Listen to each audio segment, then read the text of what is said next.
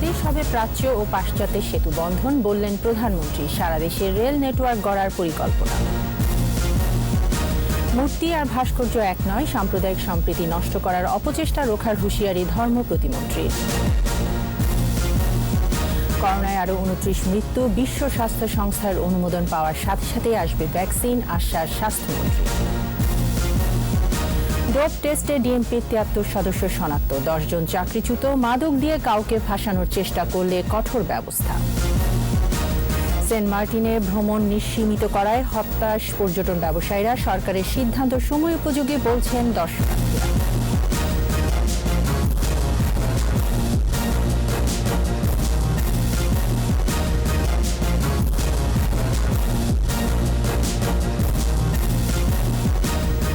শুনছিলেন first security ইসলামী bank limited সংবাদ শিরোনাম। আমন্ত্রণ সন্ধ্যা 7টার 21 সংবাদে, সাথে আছি আমি তাইজিন রহমান। দর্শক, 21 টেলিভিশনের সংবাদ একই সাথে সরাসরি দেখতে পাবেন আমাদের ফেসবুক পেজ www.facebook.com/2124 অনলাইনে। বাংলাদেশ হবে প্রাচ্য ও পাশ্চাত্যের সেতু বন্ধন। সারা দেশে গড়ে উঠবে রেল যোগাযোগ নেটওয়ার্ক। যমুনার উপর বঙ্গবন্ধু রেল সেতু প্রকল্পের ভিত্তিপ্রস্তর উদ্বোধন করে এই স্বপ্নের কথা জানিয়েছেন প্রধানমন্ত্রী শেখ হাসিনা। আশা করছেন অর্থনৈতিক উন্নয়নে ভূমিকা রাখবে বঙ্গবন্ধু রেল সেতু।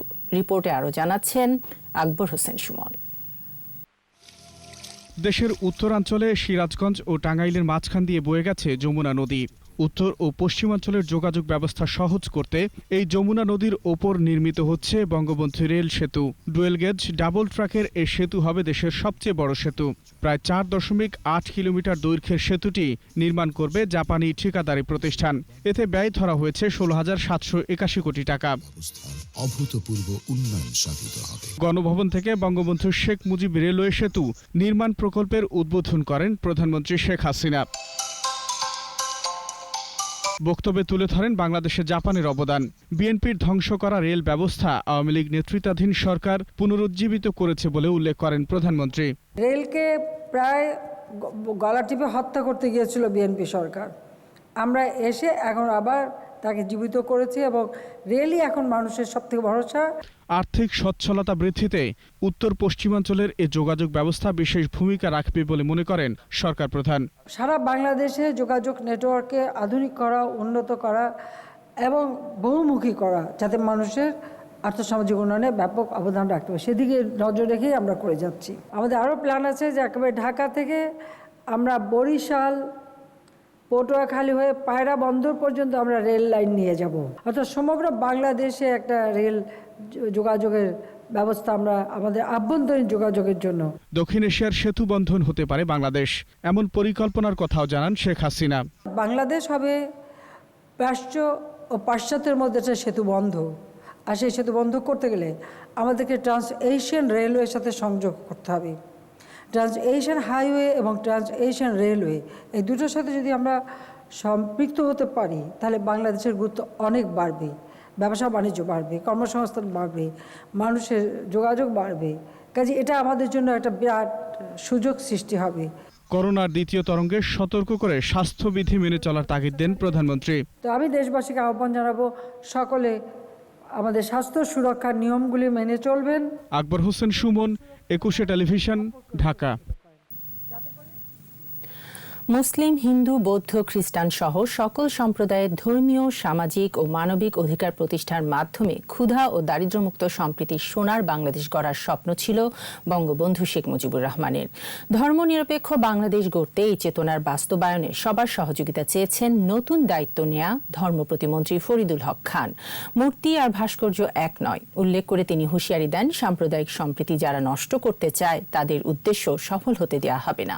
রিপোর্টে আরও জানাচ্ছেন মোহাম্মদ নুর নবী। রাজধানীর ধোলাইপাড় মোড়ে বঙ্গবন্ধুর ভাস্কর্য নির্মাণ নিয়ে মৌলবাদী ও উগ্রপন্থী গোষ্ঠীর চলমান বিতর্কের মধ্যেই ধর্ম প্রতিমন্ত্রীর দায়িত্ব নিয়েছেন ফরিদুল হক খান। সচিবালয়ে প্রথম কর্মদিবসে সাংবাদিকদের মুখোমুখি হন তিনি। বলেন, ভাস্কর্য আর মূর্তি এক করে গুলিয়ে ফেলা যাবে না। একটা গোষ্ঠী বরাবরই অপব্যাখ্যা দিয়ে অঘটন ঘটানোর চেষ্টা করে। মূর্তি আর ভাস্কর্য কিন্তু এক নয়। আজকে পাকিস্তানে যান, আপনি ভারতে যান, সারা বিশ্বের যে কোনো রাষ্ট্রে যান না কেন, সব জায়গাতে ভাস্কর আছে। আর এই যদি ভাস্করই মূর্তি হয়, তাহলে টাকার ভিতরে বঙ্গবন্ধুর ছবি আছে, আরও এর আগে যারা ছিলেন তাদের ছবি ছিল, সেগুলো কিভাবে থাকলো, সেগুলো পকেটে নিয়ে তো সবাই ঘুরে হয়। এগুলো আসলে বোঝার হলো আমাদের নিজেদের মধ্যে বোঝা উচিত যে মূর্তি আর ভাস্কর এক নয়। এই জিনিসটা যখন আমরা বোঝাতে সক্ষম হব, তখন সবকিছু একটা সমাধান আমরা পেয়ে যাবো বলে আমাদের বিশ্বাস। মূর্তি একটা ধর্মীয় বিষয় উল্লেখ করে সেটা নিয়ে কারো কোনো বিতর্ক থাকার কথা নয় বলেও মন্তব্য করেন নতুন ধর্ম প্রতিমন্ত্রী। কিন্তু আমরা এটা ভালোভাবে জানি যে মূর্তি এটা হলো আমাদের ধর্মীয় দৃষ্টিকোণ থেকে আমাদের হিন্দু সম্প্রদায় যারা আছেন, সনাতন ধর্মের যারা আছেন, তাদের ধর্ম তারা পালন করবে। এটা নিয়ে তো কোনোদিন আজ পর্যন্ত হয়নি। আমরা যে ধর্মেরই হই না কেন, সে তার ধর্ম আমরা পালন করব। চলমান ইস্যুর সুরাহায় সব পক্ষকে ধৈর্য ধরে অপেক্ষারও আহ্বান জানান ধর্ম প্রতিমন্ত্রী।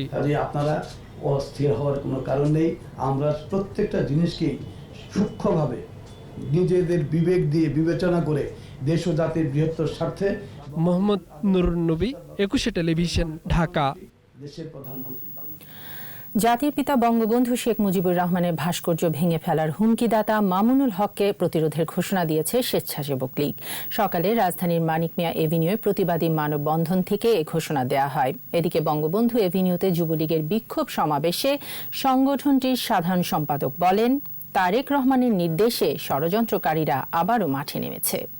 দীপু শিকদারের রিপোর্ট।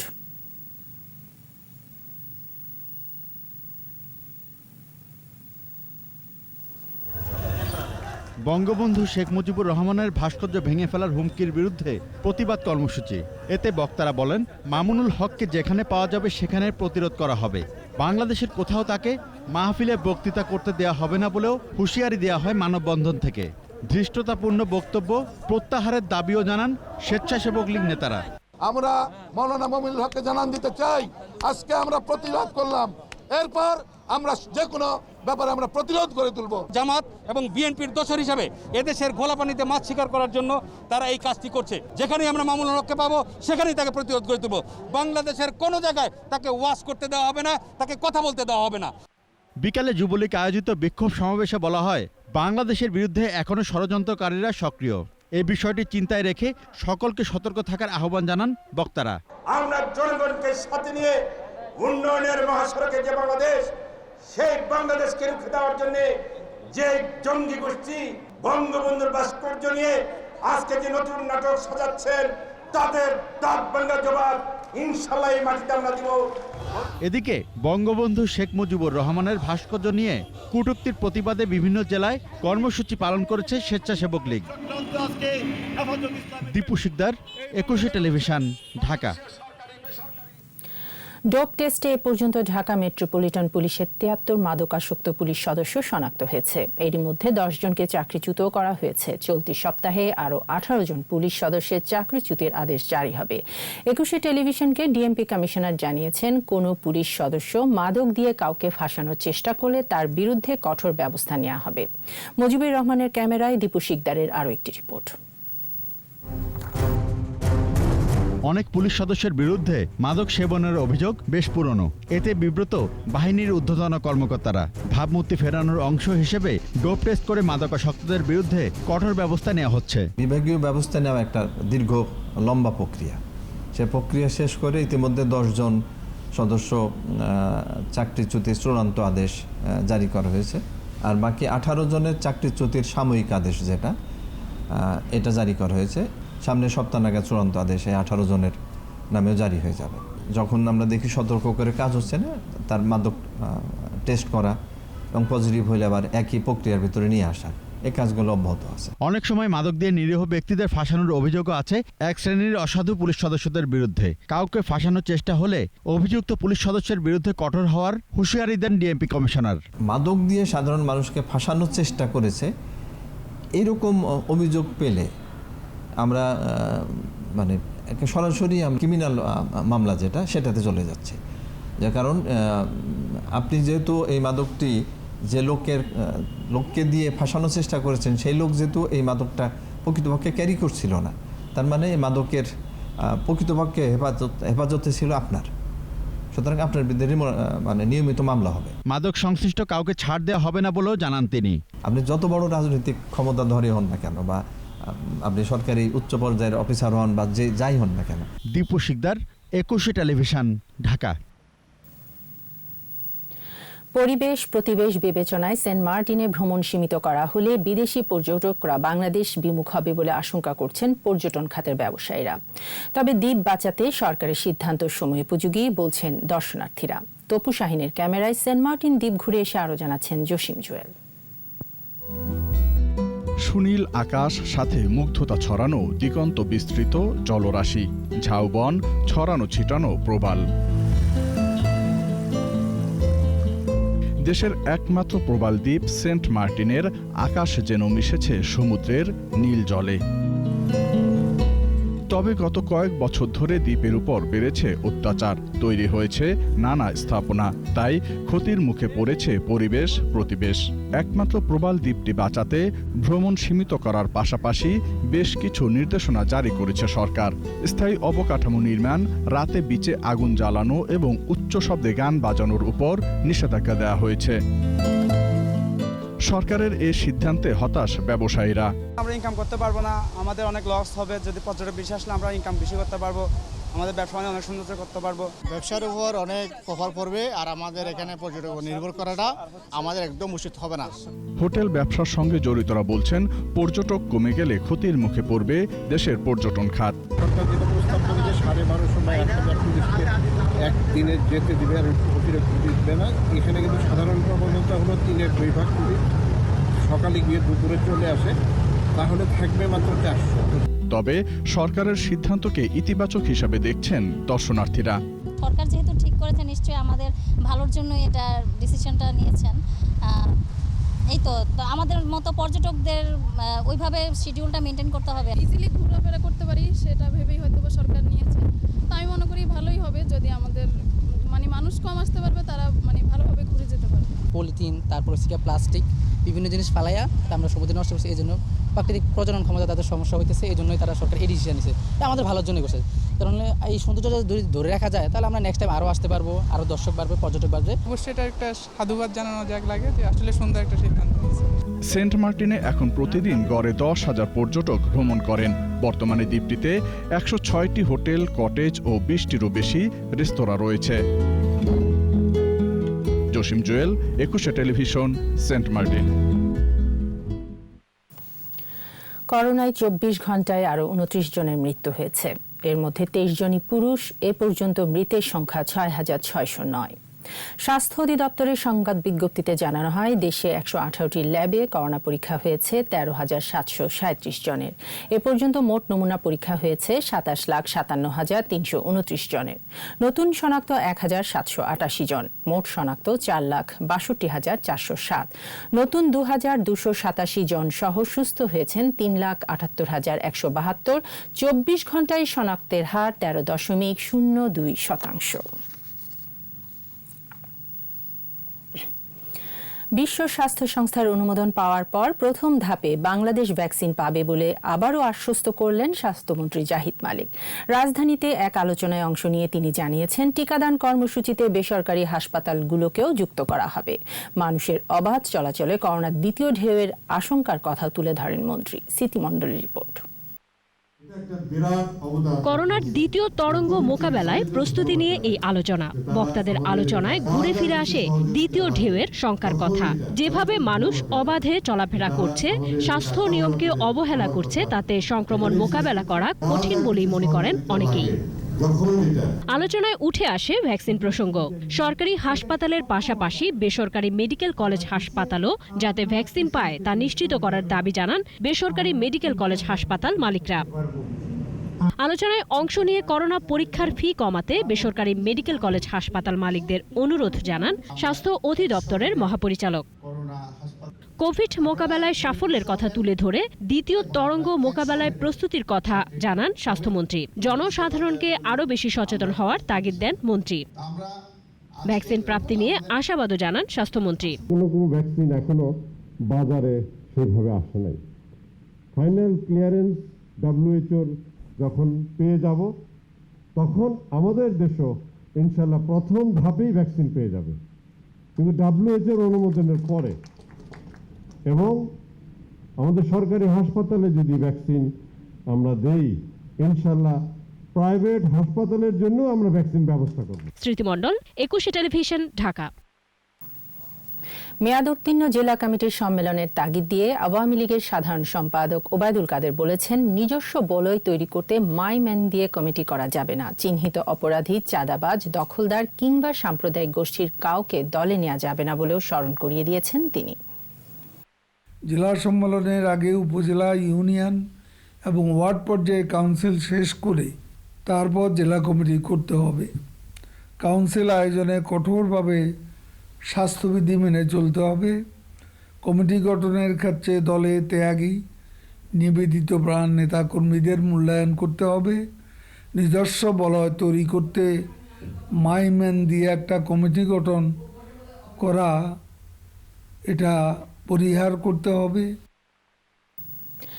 গ্রাম্য আদালতের বিভিন্ন অসঙ্গতি দূরীকরণে সারা দেশে কাজ করছে সরকার। প্রয়োজনে আইনের সংশোধন ও পরিবর্তন করা হবে বলে জানিয়েছেন স্থানীয় সরকার, পল্লী উন্নয়ন ও সমবায় মন্ত্রী মোহাম্মদ তাজুল ইসলাম। সকালে রাজধানীর একটি হোটেলে গ্রাম্য আদালতের আইনগত কাঠামো সংস্কার বিষয়ক জাতীয় পর্যায়ের পরামর্শ সভায় যোগ দেন মন্ত্রী। এ সময় বলেন, গ্রাম্য আদালতের বিভিন্ন আইনের সংশোধন বা সংযোজন প্রয়োজন হলে তা দ্রুত করা হবে।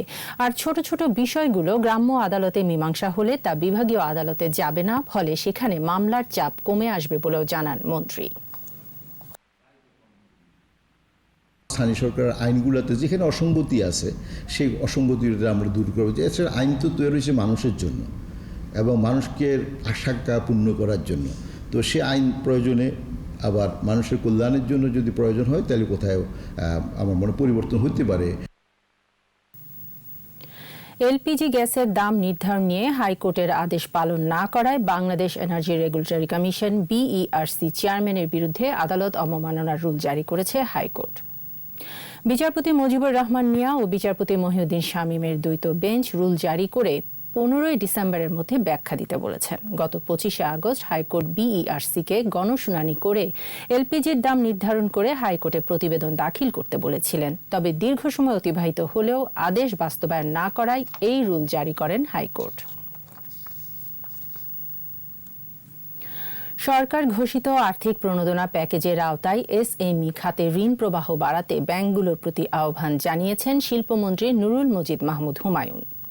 সকালে ঢাকা চেম্বার আয়োজিত শিল্পনীতির সীমাবদ্ধতা ও সম্ভাবনা শীর্ষক ওয়েবিনারে অংশ নিয়ে শিল্পমন্ত্রী বলেন, কর্মসংস্থান সৃষ্টিতে ক্ষুদ্র, কুটির ও মাঝারি শিল্প খাতের অবদান সবচেয়ে বেশি। করোনা মোকাবেলায় SME খাতের উদ্যোক্তাদের চলতি মূলধন সরবরাহে 20,000 কোটি টাকার প্রণোদনা প্যাকেজ দিয়েছে সরকার। তবে এ খাতের প্রণোদনার অর্থ ছাড়ে এখনো পিছিয়ে ব্যাংকগুলো।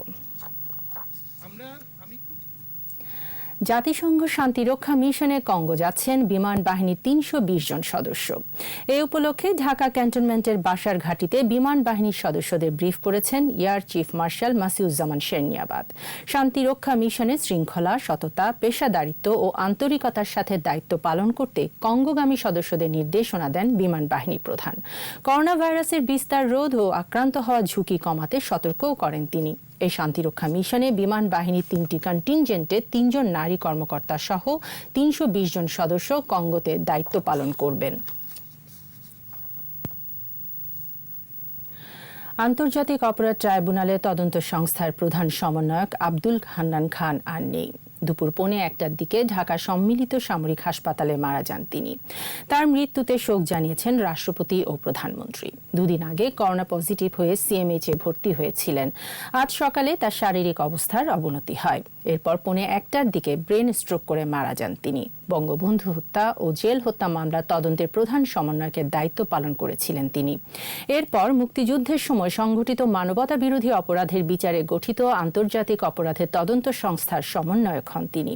এক পর্যায়ে প্রধান তদন্তকারী কর্মকর্তা ও সমন্বয়ক হিসেবে নিয়োগ পান সাবেক অতিরিক্ত DIG আব্দুল হান্নান খান।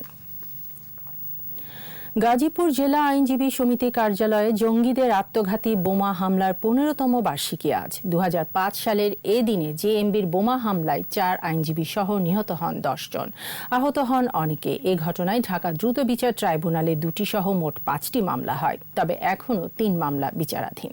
গাজীপুর প্রতিনিধি অপূর্ব রায়ের রিপোর্ট, জানাচ্ছেন মাসুম আলিসা। 2005 সালের 29 নভেম্বর সকাল 9:30। গাজীপুর জেলা আইনজীবী সমিতির এই 2 নম্বর হলরুমে আত্মঘাতী বোমা হামলা চালায় জেএমবি। মারা যান আইনজীবী আমজাদ হোসেন, গোলাম ফারুক, নুরুল হুদা, আনোয়ারুল আজম সহ 5 বিচারপ্রার্থী ও ঘাতক জেএমবি সদস্য। আহত হন অন্তত 30 জন। সেই বিভীষিকাময় হামলার দুর্বিষহ ক্ষত এখনও বয়ে চলতে হচ্ছে অনেককে। আহত হওয়ার পরে আমি ঢাকা মেডিকেলের 12 ইউনিটে চিকিৎসা নেই। পরবর্তী সময় আমি কলকাতা চিকিৎসা নেই, 2বার আমি কলকাতা যাই। এখনও আমার শরীরে 8-10টা স্প্লিন্টার রয়েছে, আমি স্বাভাবিক কাজকর্ম করতে পারি না। সারা শরীরে ক্ষত বিক্ষত আছে, এছাড়া আমার একটা চোখ ওদিন গলে পড়ে গেছে। বসার জন্য চেয়ারটা টান দিলাম আর ছিটকে আমি নিচে পড়লাম। আমার কি হলো আমি বুঝতে পারি নাই, পুরা রুম কালো ধোঁয়ায় আচ্ছন্ন ছিল।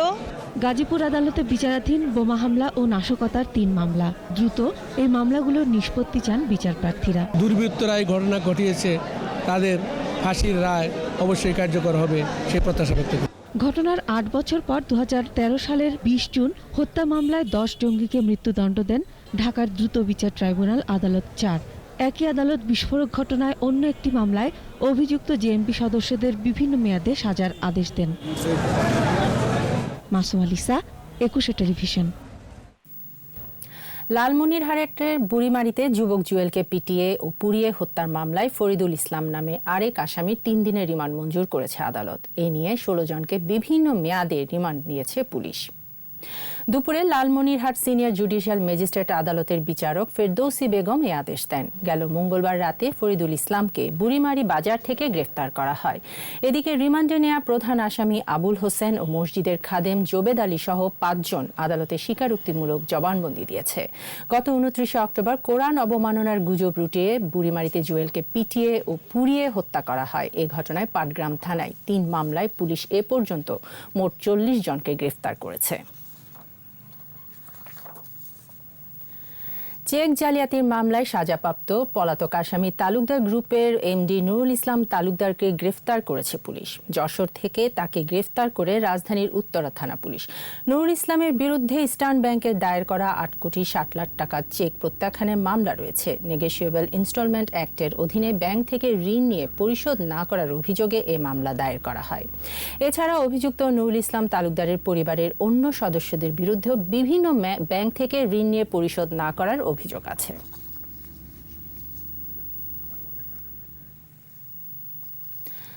ঢাকা রিপোর্টার্স ইউনিটি ডিআরইউর 26তম বার্ষিক সাধারণ সভা হয়েছে। সকালে ডিআরইউ চত্বরে এই সভায় অংশ নেন রিপোর্টার্স ইউনিটির সদস্যরা। সভাপতিত্ব করেন সংগঠনের সভাপতি রফিকুল ইসলাম আজাদ। শুরুতেই শোক প্রস্তাব উত্থাপন করা হয়। এরপর অর্থ সম্পাদক ও সাধারণ সম্পাদক বার্ষিক প্রতিবেদন পেশ করেন। এতে বিদায়ী বছরের আয়, ব্যয় ও উন্নয়ন কর্মকাণ্ড তুলে ধরা হয়। সোমবার ডিআরইউ নির্বাচন, ভোটে জয়ী 21 জনের নতুন কমিটি আগামী 1 বছর নেতৃত্ব দেবে সংগঠনটির।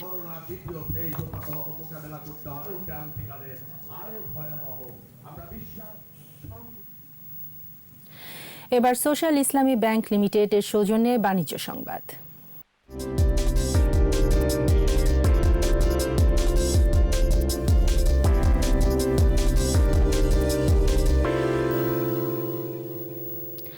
এবছর আয়কর রিটার্ন দাখিলের সময় বাড়ানো হবে না বলে জানিয়েছেন জাতীয় রাজস্ব board NBR chairman Abu Hena রহমাতুল মুনিম। এনবিআর সম্মেলন কক্ষে সংবাদ সম্মেলনে তিনি আরও জানান, 26 নভেম্বর পর্যন্ত রিটার্ন জমা 13,20,000, কর পরিশোধ হয়েছে 2,387 কোটি টাকা। এই সময় সক্ষমতা বাড়লেও কাঙ্ক্ষিত মাত্রায় আয়করের ক্ষেত্র বাড়েনি বলেও জানান এনবিআর চেয়ারম্যান। বলেন, নির্ধারিত সময়ে যারা আয়কর রিটার্ন দিতে পারবেন না তারা সংশ্লিষ্ট কর অফিসে আবেদন করতে পারবেন। যৌক্তিক কারণ দেখাতে পারলে 2% জরিমানাও মওকুফ হতে পারে।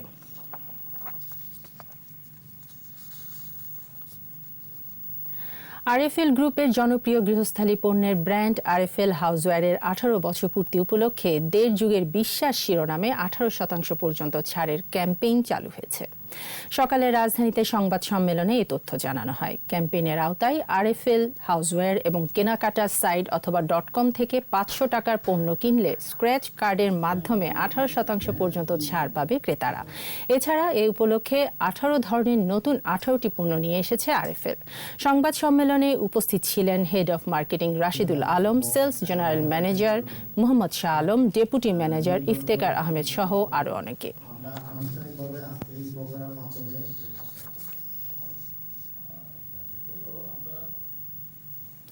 স্বাস্থ্যবিধি মেনে পটুয়াখালীতে শুরু হয়েছে শতবর্ষী ঐতিহ্যের রাস পূজা। শনিবার দিবাগত রাত 12টা 1 17 জোড়া যুগল প্রতিমা দর্শনের মাধ্যমে শুরু হয় পূজা। কুয়াকাটা রাধাকৃষ্ণ মন্দির ও কলাপাড়ার মদনমোহন সেবাশ্রমে স্বাস্থ্যবিধি মেনে সনাতন ধর্মাবলম্বীরা রাসের আনুষ্ঠানিকতা শুরু করেন। তবে করোনা পরিস্থিতিতে এবার হচ্ছে না রাস উৎসব, শুধু ধর্মীয় আনুষ্ঠানিকতার মধ্য দিয়ে পূজা চলবে 3 দিন।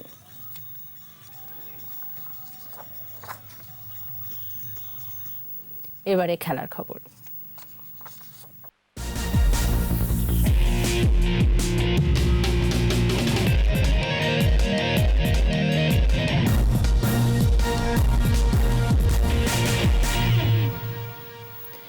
বঙ্গবন্ধু টি-20 কাপে একদিন বিরতি দিয়ে কাল আবারও মাঠে নামবে পয়েন্ট টেবিলের শীর্ষ দল গাজী গ্রুপ চট্টগ্রাম। মিরপুর স্টেডিয়ামে বেলা 1:30 তাদের প্রতিপক্ষ ফরচুন বরিশাল। 2 ম্যাচ শেষে 2 জয়ে পূর্ণ 4 পয়েন্ট নিয়ে টেবিলের 1 নম্বরে রয়েছে ফর্মে থাকা চট্টগ্রাম। আর এই ধারাবাহিকতা ধরে রেখে শিরোপার পথে এগিয়ে যেতে চায় দলটি। এদিকে প্রথম ম্যাচে জয় দিয়ে শুরু করলেও দ্বিতীয় ম্যাচে হেরেছে তামিম ইকবালের বরিশাল। এই ম্যাচে চট্টগ্রামকে হারিয়ে ছন্দে ফিরতে চায় বরিশাল। দিনের দ্বিতীয় ম্যাচে সন্ধ্যা 6:30টায় মুখোমুখি হবে বেক্সিমকো ঢাকা ও জ্যামকন খুলনা। 3 ম্যাচ খেলে মাত্র 1টিতে জয় পেয়েছে মুশফিকুর রহিমের খুলনা। আর মাহমুদুল্লাহ ও সাকিবদের দল ঢাকা 2 ম্যাচ খেলেও এখনও জয়ের দেখা পায়নি। আর এরই সাথে শেষ করছি সন্ধ্যা 7:21 সংবাদ। যাবার আগে ফার্স্ট সিকিউরিটি ইসলামী ব্যাংক লিমিটেড সংবাদ শিরোনামগুলো জানিয়ে দিচ্ছি আরও একবার। বাংলাদেশ হবে প্রাচ্য ও পাশ্চাত্যের সেতু বন্ধন, বললেন প্রধানমন্ত্রী। সারা দেশের রেল নেটওয়ার্ক গড়ার পরিকল্পনা। মূর্তি আর ভাস্কর্য এক নয়, সাম্প্রদায়িক সম্প্রীতি নষ্ট করার অপচেষ্টা রোখার হুঁশিয়ারি ধর্ম প্রতিমন্ত্রী। করোনায় আরও 29 মৃত্যু, বিশ্ব স্বাস্থ্য সংস্থার অনুমোদন পাওয়ার সাথে সাথে আসবে ভ্যাকসিন, আশ্বাস স্বাস্থ্যমন্ত্রী। ডোপ টেস্টে ডিএমপি 73 সদস্য শনাক্ত, 10 জন চাকরিচ্যুত। মাদক নিয়ে কাউকে ফাঁসানোর চেষ্টা করলে কঠোর ব্যবস্থা। সেন্ট মার্টিনে ভ্রমণ সীমিত করায় হতাশ পর্যটন ব্যবসায়ীরা, সরকারের সিদ্ধান্ত সময়োপযোগী বলছেন দর্শনার্থীরা। সর্বশেষ খবর জানতে ডায়াল করুন 2021 নম্বরে আর ভিজিট করুন 21-tv.com এই ওয়েবসাইটে। এছাড়া ফেসবুকে লগ ইন করতে পারেন facebook.com/2124 অনলাইনে। পরের সংবাদ রাত 9টায় দেখার আমন্ত্রণ রইল। স্বাস্থ্যবিধি মেনে চলুন, সুস্থ থাকুন।